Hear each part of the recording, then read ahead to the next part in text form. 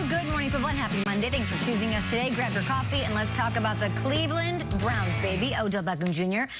Much a topic of discussion at this year's breakfast table all week last week. Well, he, over the weekend, was at a football camp that he held, and he addressed the media talking about what he can bring to this team.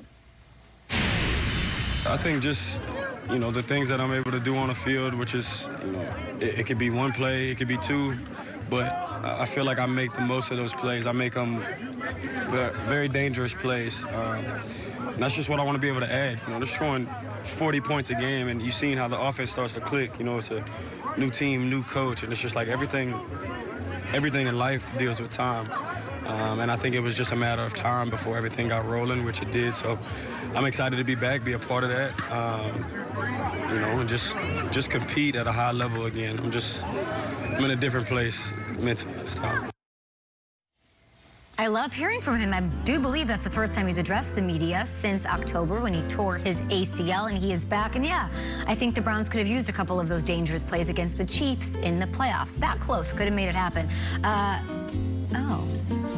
Hey, is that a ukulele in a ballroom? Oh, what? No, that's a ukulele. A ballroom. Oh, I'm in a... that's a uke.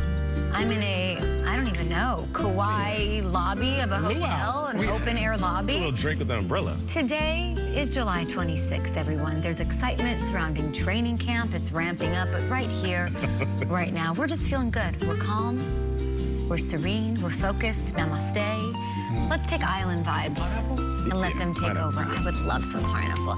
We are in good hands. Our very own James Palmer, a.k.a. Jimmy Palm Trees, is on set today for the first time ever with a debut, telling us everything we need to know about the upcoming season. James, how are you? I'm wonderful, Kay, and I am fresh off the Nepali coast, spending some time in Honolulu, and you mentioned Kauai, Maui, just jumping around a couple islands, no big deal. You know? So that's why Kay did remark about these, it's called tan Swedish skin I have going on right now. SPF. Listen, Swedish let's start here. Yes.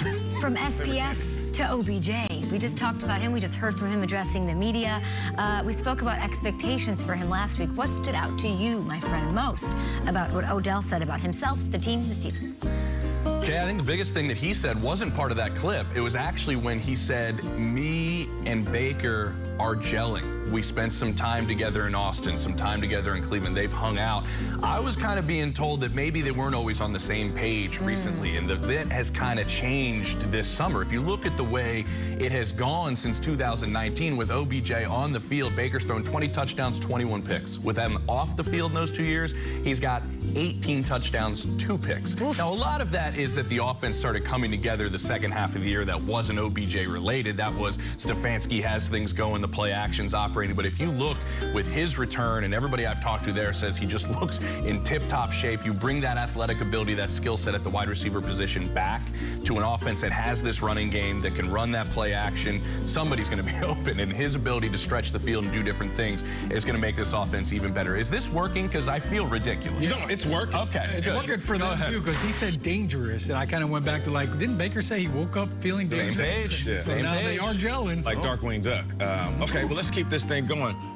Oh, no. Hold over a second. Get that pineapple. Get that last bit of pineapple. Let me get another one. Yeah, make it a double. That's Utah. Give me 2. Yeah, we got these bottomless Mai Tais, James. Those lava flows, all right, they're great. Let's talk about other players we are hoping that will have a big 2021. The player you are expecting to have a big bounce back year is who? Ezekiel Elliott. I think we have forgotten that this guy is one of the best running backs in football. Just because last year, everything that happened in Dallas, it's a down year, right? A career low in yards. He had 3 carries over 20 yards all of last season. He had a career high in fumbles. He goes and works with some specialists in terms of speed with his footwork in the offseason. Those guys working with him thought he looked a little heavy in the feet. He lost weight. He's at the weight he was at his freshman year at Ohio State right now. 218, I think. 218. He was about 229 at the end of last year. So it's a big difference there. And if you talk about the defense and the issues that they've had there, what is a good way to help a defense try to come back? How about run the football and keep them off the field a little bit? Specifically with those 3 really good wide receivers, he's going to have a favorable box. And I think we forget how good of a pass-catching running back he is in terms of running routes as well. I think Zeke Elliott, and he's motivated, is going to have a big bounce-back year. Nice. So we're seeing more of this from Zeke, but he's not actually doing it. Gotcha. He definitely looks leaner. Yeah. Look at the video from Oxnard and practice. Hey, James. It's not lava flows. Andy recalled Those go straight to your hips. What's Andy? Andy want? No. Yeah. Andy's not fitting in this shirt. The producer just told me.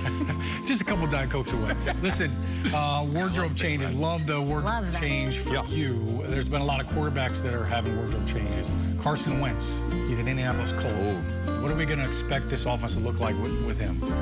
I think you'll see more of a Andrew Luck style offense from a few years ago than you did most recently. I think we have to remember how good Frank Reich and this group is about adapting this offense. They have had 3 different starters week 1 each of the last 3 years, and in 2 of those years, they were in the top 10 in yards per game. They find ways to adapt their offense to their quarterback and make it work with their skill set. From my understanding is he has a big say in that room. He knows a lot of the schemes. He's helping pick what he likes and what works with his skill set. I mentioned Andrew Luck because the biggest thing you heard from players in Indianapolis was this guy is a physical freak. I didn't understand he was this big. 100%. I didn't understand he could move like that. Didn't understand he had an arm like that. You could see a more similar offense to what they ran with Andrew Luck when Frank Reich was there. And at the same time, the other thing they're telling him is you don't have to do it all yourself.